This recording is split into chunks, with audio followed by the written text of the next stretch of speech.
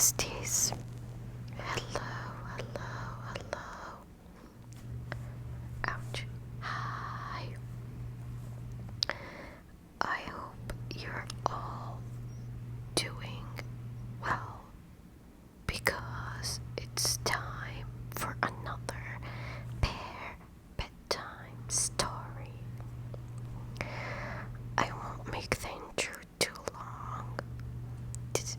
If you are new here, every Wednesday I share a bear-themed story with my besties, and it's always cozy, always meant just for entertainment and enjoyment and whatnot. Nothing to be taken seriously here or to get upset over. Also, if there's some background noise, it's the washing machine of human besties' clothes. Anyway, without further ado, let's start with our story. The Bear of the Button Jar. Chapter 1. The Sorting.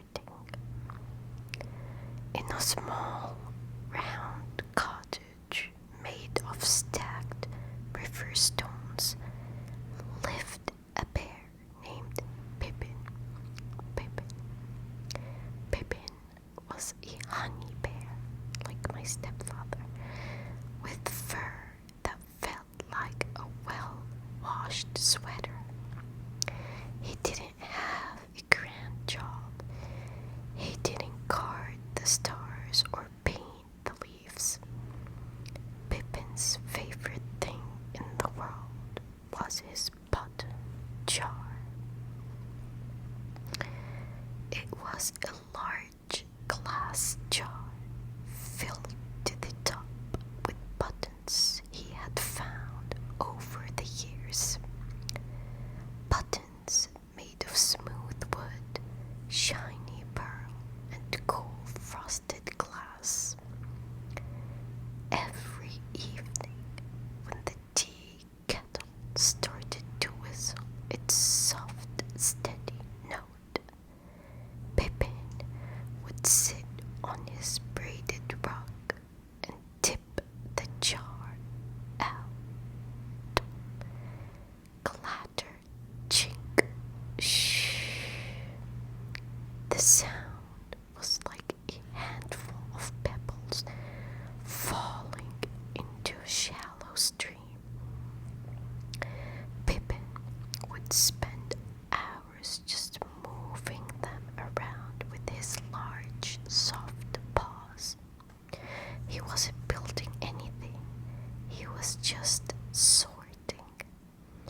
He put the round ones together, then the square ones, then the ones that felt like smooth sea glass. Slide, tap, slide.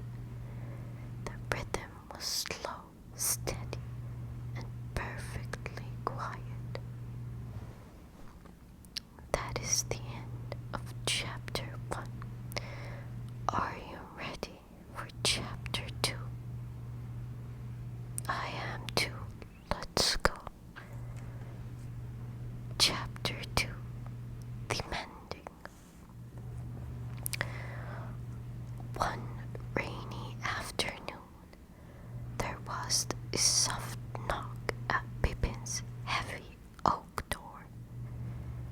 It was a button-nose, a very old rabbit who lived in the hollow hedge.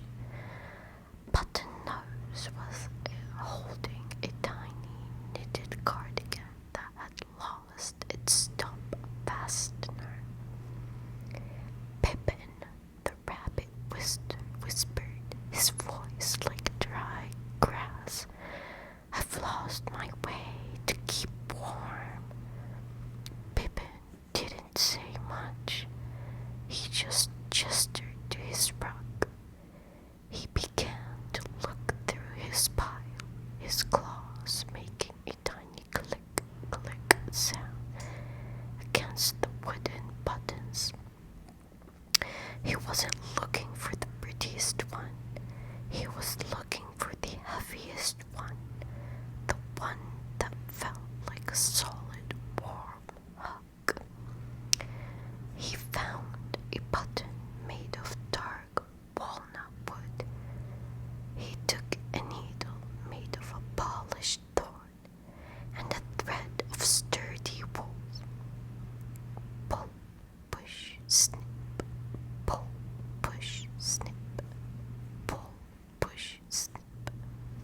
The sound of the thread passing through the knit was a soft, rhythmic zip, hush.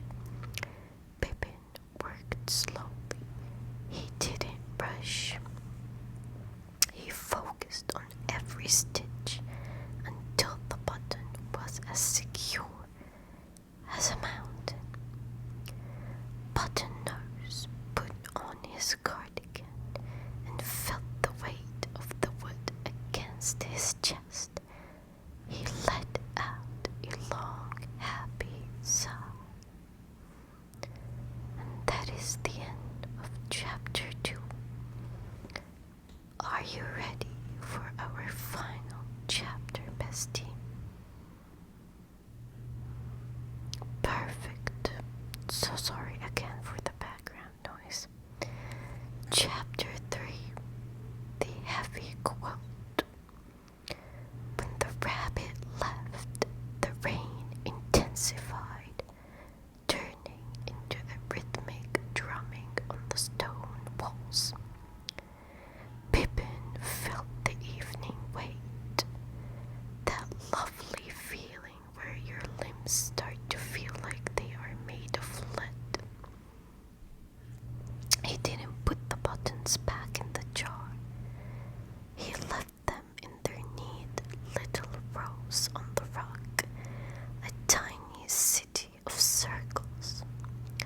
He climbed onto his bed, which wasn't made of clouds or magic, but of heavy wool blankets and a mattress stuffed with dried lavender and hops. He pulled the quilt up to his chin. It was a weighted quilt filled with tiny smooth river pebbles that pressed him down into the bed, making him feel safe and anchored. He listened to the rain patter, tap, drip. He thought about his buttons, all sitting quietly in the rows. Pippin let out a long, deep breath.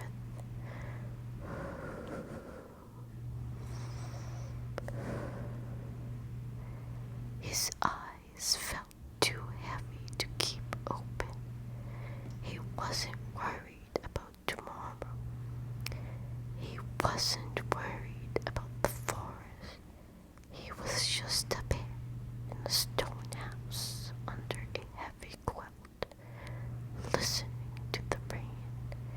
He fell into a deep sleep that was thick, dark, and perfectly still, just like the buttons in his jar.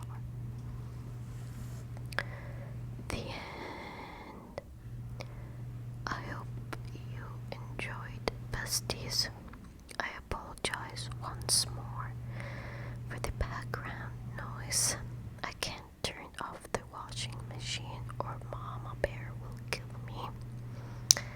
Maybe not really kill me, but I will be lectured, so let's not do that. Or maybe I'll halt their work, which is really bad. But I really love you guys so much. I've been reading all your comments. You guys are so lovely and so sweet, and I appreciate you so much. I just don't always get the chance to